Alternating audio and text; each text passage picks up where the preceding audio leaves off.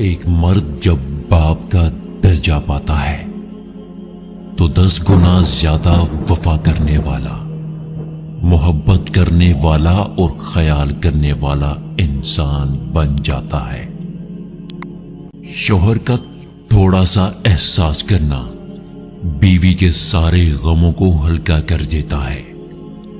नायाब होते हैं वो मर्द जिनके किरदार की खुशबू पाकर औरत मर्द से इजहार मोहब्बत करती है। बीवी की खुशियों और ख्वाहिशों का ख्याल रखना शौहर की जिम्मेदारी है, क्योंकि वो आपके अलावा किसी और से नहीं कह सकती।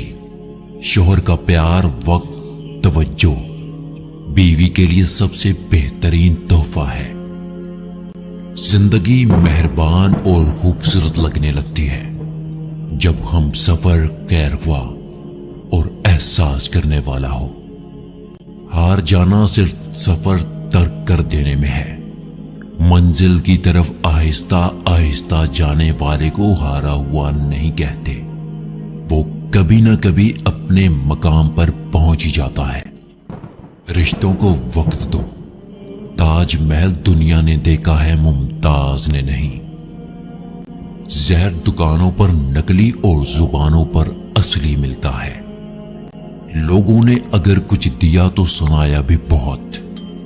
ऐ रब, एक तेरा ही दर है जहां से कभी ताना नहीं मिलता। नसीब का लिखा मिलकर ही रहता है।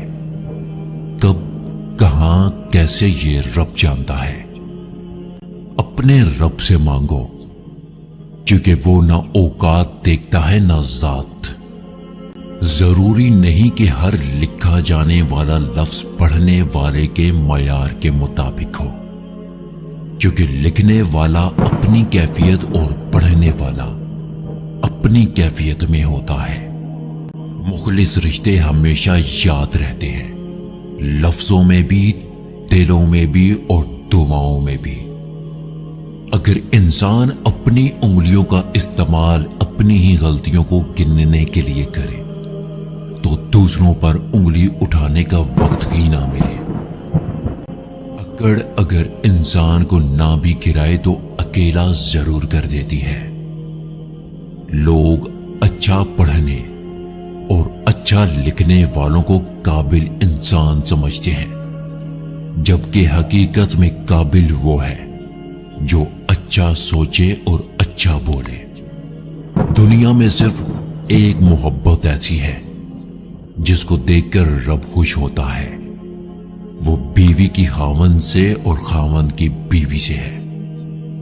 3 तरीकों से परेशानी खुशी में बदल जाती है: खामोश रहना, सब्र करना और शुक्र करना।